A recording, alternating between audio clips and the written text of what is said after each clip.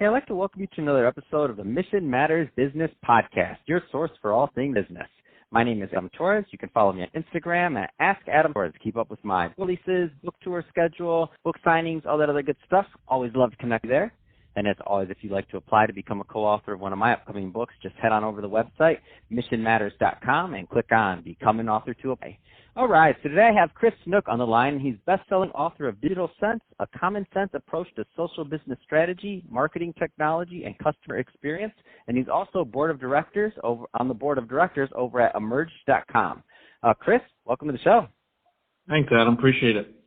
All right, so I'm excited to get into today's topic. So different approaches to digital marketing campaigns for B2B. I know that is your expertise, so let's just jump right in. What should businesses be thinking about in digital marketing?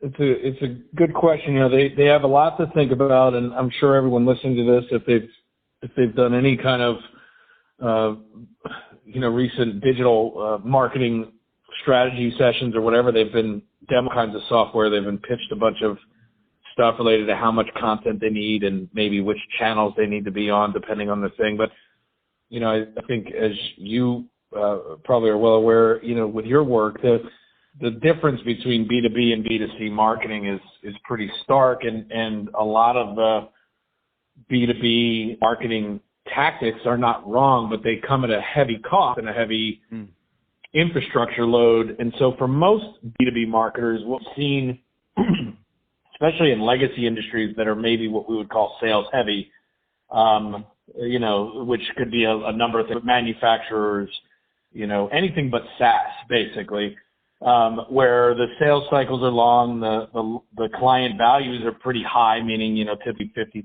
$100,000 a year annual contracts and up, but it's very relationship based. A lot of the digital strategies that B2B, you know, marketers have been pitching these kind of firms just don't make sense.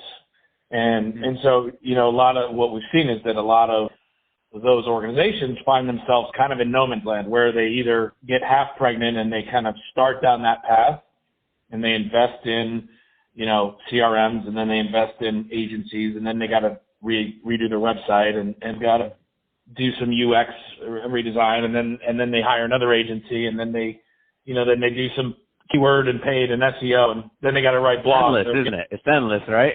and it's endless from a dollar standpoint. Right now, it's not that it doesn't work. I mean, in the book, you know, we laid out a framework for all the different things from customer journeys to everything that you kind of need to be thinking about and how to align the organization.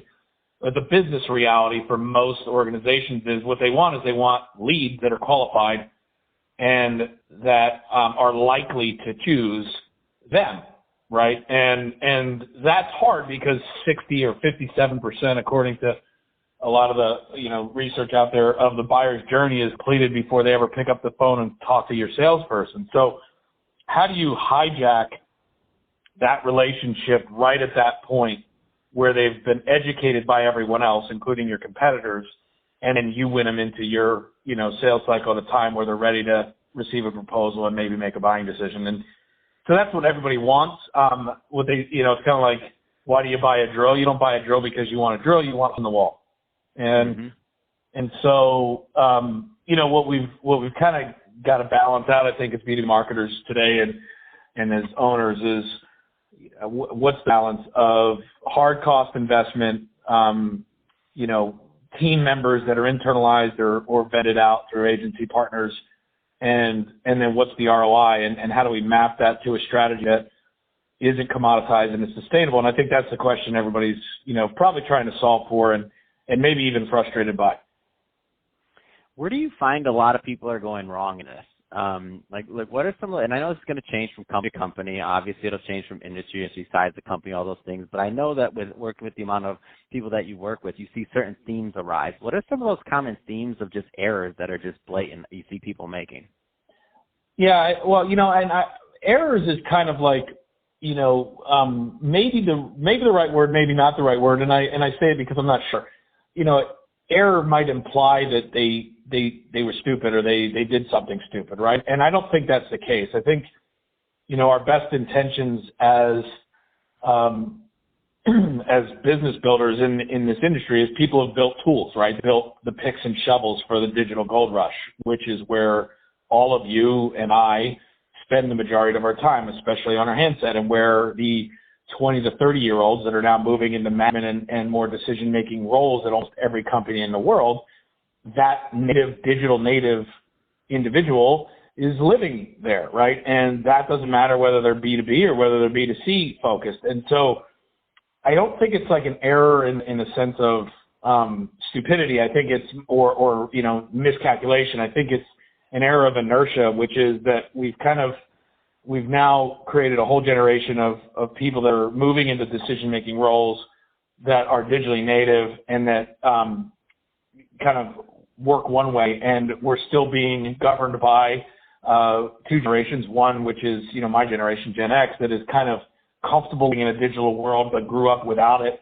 and so has this kind of interesting understanding of both systems. And then you have the older generation, which has kind of been pulled into a digital interface, but really isn't, is analog by DNA and by paradigm. And so you've got different opinions on, how and where that budget should go. And then you've got both sides being right.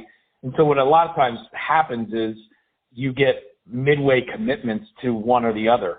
And specifically in these older, or I don't want to call them older, in these more legacy business models that are sales heavy, marketing light in general, regardless of digital or analog as the medium, when you have 10 salespeople to one marketer in an organization, because that's how you've sold $1 million barge loads of crates, or that's how you've sold, anything that is maybe a tangible B2B good, where people, when they search on Google, it doesn't really help if they search internet marketing firm, right? Because everybody and their brother showed up, from the kid on Instagram with a little influence to, the largest agency in New York, right? It's like, it's not specific enough. So these things where they're persona based or where they're keyword based, they work really well in B2C because you can target based on, keywords, persona, SKUs, things that people are actually shopping for, and then you can optimize for conversion, and typically you get it because the price point and the decision tree is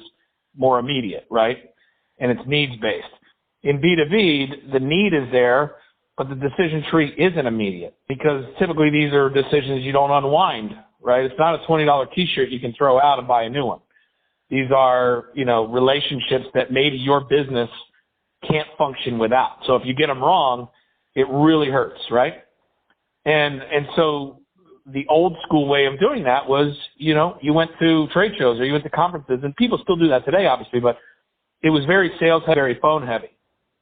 And, you got educated by the salesperson, probably more often than not. Maybe you got educated by some analog brochure or some kind of thing that got sent in the mail, right?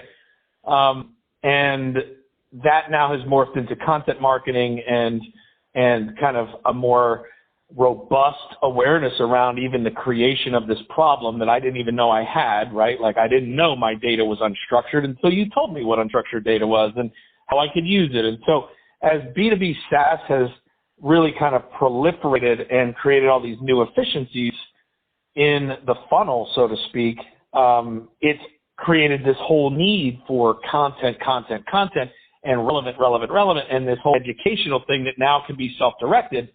But it can also be very noisy, and it's also expensive because it doesn't necessarily map directly to a conversion. I might spend all this money educating someone, and then my fear is they're going to go to my competitor and buy from them. Yes, I could say, well, the same is going to happen in reverse, but maybe not at the same ratio, right? And so these are the arguments I think that organizations have, and so the error is they're not educated enough on what they're not simplifying it enough to what am I really wanting, and then what digital channels and strategies do I need to deploy, and then who ultimately is my best customer? Because that's the one thing that we kind of ground them in, which is instead of persona-based or keyword-based, we're encouraging people to be very sniper rifle kind of pinpoint executive buyer decision maker based. If you can tell me who your best 10 customers are for the last 5 years, title, rank, age, weight, region, size of company, industry, those kind of things. And if that is going to probably continue into the next decade, there are tools now that you can deploy without a lot of setup, without a lot of overhead, without a lot of internal headcount, learning new softwares and all this stuff that seems like just minutia, to just get those people in front of your salespeople much more frequently. And that's what we're seeing other companies do and that's what Emerged, kind of was founded on, which was, how to just go to the 10 people you want and then essentially look like them, but go get 2,000 of them for every salesperson, nurtured on a weekly and daily and monthly basis in a real relationship with you at scale. Because if they're talking to your people, or if you're top of mind, then you're going to get that hole in the wall much faster, which is your opportunity to sell. So it's kind of like back to go forward type of thing. That's awesome, Chris.